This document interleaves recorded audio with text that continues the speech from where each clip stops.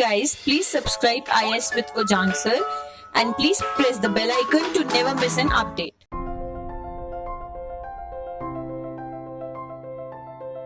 क्या आप भी भीड़ में बोलने से डरते हैं या आप ये चाहते हैं कि आप बोलें और लोग उसको ध्यान से सुनें और उसकी सराहना करें?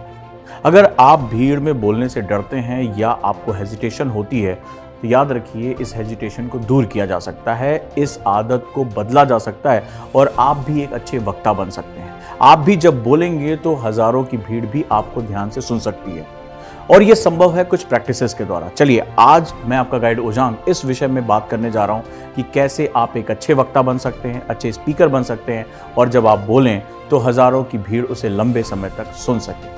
इसके लिए जो पहला नियम होता है वो ये होता है, आप एक अच्छे आइस ब्रेकर होने चाहिए। आइस ब्रेकर, आपने देखा होगा कि दो अजनबी लोग बैठे हैं और वो बहुत देर तक एक दूसरे से बात नहीं करते।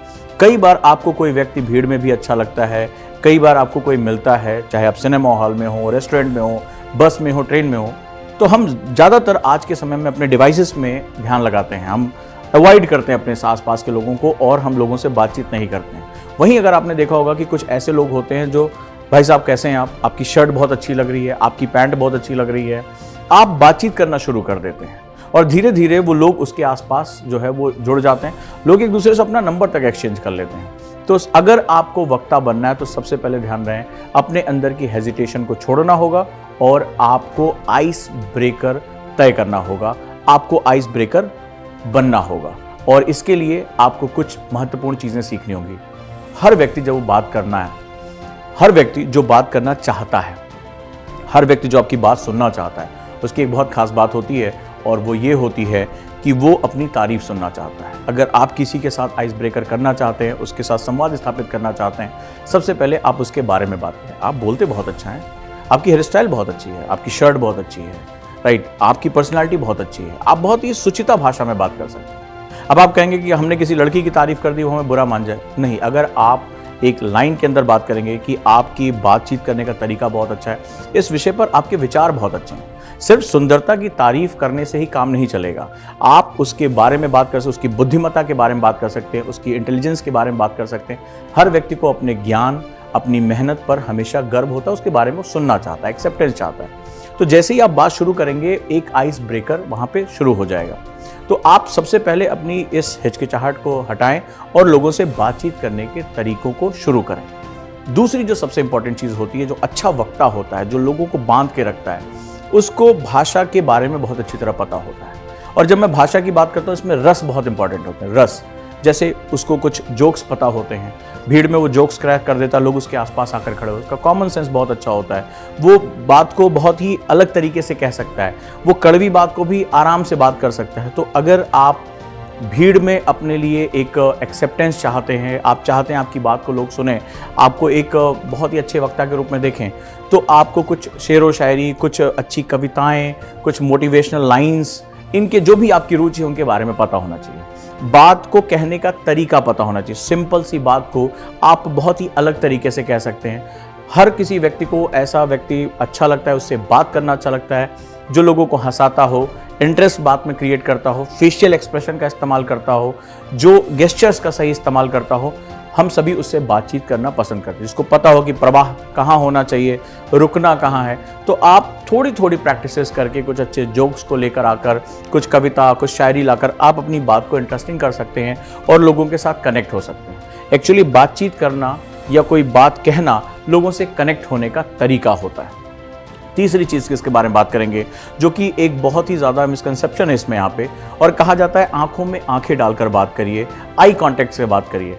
एक बहुत बड़ी गड़बड़ यहाँ हो जाती है, जब आप लोगों से बातचीत कर रहे हैं और आप बिगिनर हैं, अगर आपने आई कांटेक्ट कर लिया तो आपको लोगों की आंखों में एक उपहास दिखाई पड़ता है, आपको डर सा आने लगता है और आप सोचते हैं कि शायद ये मेरा मजाक उड़ा रहे हैं, मेरी बात इनको बहुत बुरी लग रही है, या शायद जो है आपको ऐसा लगता है जब आप खड़े होते हैं बोलने के लिए कि हज़ारों आंखें आपको घूर रही हैं या वहाँ जो खड़े लोग हैं वो आपको घूर रहे हैं, और इस तरह आपका कॉन्फिडेंस हमेशा के लिए डिस्ट्रॉय हो जाता है।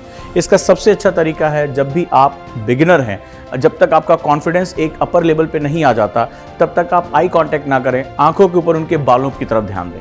जब आप बालों की तरफ ध्यान देंगे तो एक सिंपल सा कॉन्सेप्ट है, कि जो सामने बैठा हुआ व्यक्ति है उसको ये लगेगा कि आप उसकी तरफ देख रहे हैं, उसको जो ऑप्टिक्स है उसी प्रकार दिखाई पड़ेगी, और आप उसकी आंखों में उठने वाले भाव की वजह से जो विचलन हो रहा है, जो आपके थॉट्स ब्रेक हो रहे हैं, वो हमेशा के लिए बंद हो जाएंगे। तो तीसरा जो सबसे इंपॉर्टेंट पॉइंट है, आप उसके सर की तरफ देखें, उसके बालों की तरफ देखें, उसकी आंखों में कांटेक्ट ना करें अनटिल अनलेस जब तक आपका प्रवाह ना स्थापित हो जाए, जब तक आप कॉन्सेप्ट को डेवलप ना कर लें। शुरुआती दौर में जब मैं बहुत बड़े लेक्चर हॉल में क्लास लेने जाता था और बिल्कुल बिगिनर था, तो मुझे भी ये समस्या आती थी कि मुझे लोग कहते थे कि अब ये थोड़ी देर में छोड़कर चला जाएगा। तो मैंने क्या डेवलप किया, मैं उनके सर की तरफ देखता था और वहां पर मैं धारा प्रवाह बोलता था। अगर मैं आंखों की तरफ देखूं तो मुझे उनके दिमाग में कुछ क्वेश्चंस आ रहे हैं, कुछ उनको कोई गुस्सा आ रहा है या कोई उनको खुशी हो रही है, तो वो डिस्ट्रैक्ट होता है विचार, और आपको बोलने के लिए विचारों का प्रवाह होना बहुत जरूरी है। तो मैंने एक टेक्निक वहां पर दिखाई कि मैं वहां पर उनके सर की तरफ देख रहा हूं और वहां से मैं बोलना शुरू कर देता था। धीरे धीरे जब कॉन्फिडेंस बढ़ता गया, अपने सब्जेक्ट में पकड़ बढ़ती चलेगी, तो फिर आगे ये समस्या खत्म हो जाती है, आप आई कांटेक्ट के साथ बात करना शुरू कर देते हैं। तो ये तीसरी महत्वपूर्ण बात रही। अब चौथी बहुत महत्वपूर्ण बात है, और आप अगर शुरुआती दौर पर बातचीत करना चाहते हैं, भीड़ को संबोधित करना चाहते हैं, कॉन्फिडेंस से बात करना चाहते हैं, तो छोटे छोटे फ्लैश कार्ड बना लें। ये ताश के पत्तों की तरह होते हैं, और फ्लैश कार्ड टेक्निक्स अमेरिका का राष्ट्रपति भी इस्तेमाल करता है। फ्लैश कार्ड टेक्निक्स बहुत अच्छे वक्ता इस्तेमाल करते हैं, और उसमें जो भी आपको बात कहनी है वो बात के कुछ पॉइंट्स, शॉर्ट पॉइंट्स या शॉर्ट हैंड के रूप में लिख लें, सिंबल के रूप में लिख लें कि इस बात के बाद मैं यही बात कहना चाहूँगा। और अगर आप ऐसा करते हैं तो धीरे धीरे आपकी प्रैक्टिस इंप्रूव होती चली जाती है।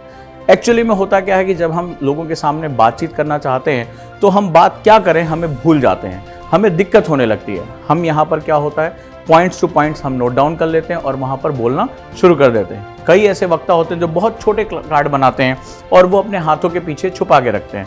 कुछ बात कर रहे हैं, बहुत ध्यान से ऐसे अंगूठे के नीचे उसको छुपा लिया जाता है, और वो 4 पॉइंट जो होते हैं वो महत्वपूर्ण तरीके से वो बात बहुत स्टाइल के साथ वो उसको देखकर उस पॉइंट को याद आ जाता है कि इसके बारे में मुझे ये बात करनी है, उसकी हेडिंग्स याद आ जाती हैं और वो इस पर बात करते हैं।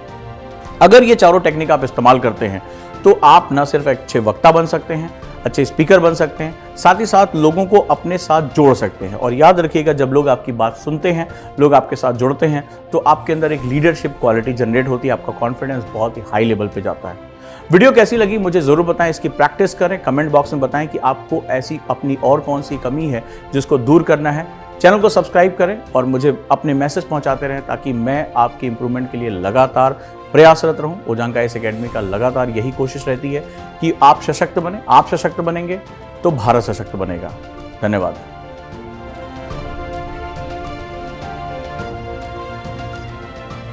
Hey guys, please subscribe IAS with Ojang sir, and please press the bell icon to never miss an update.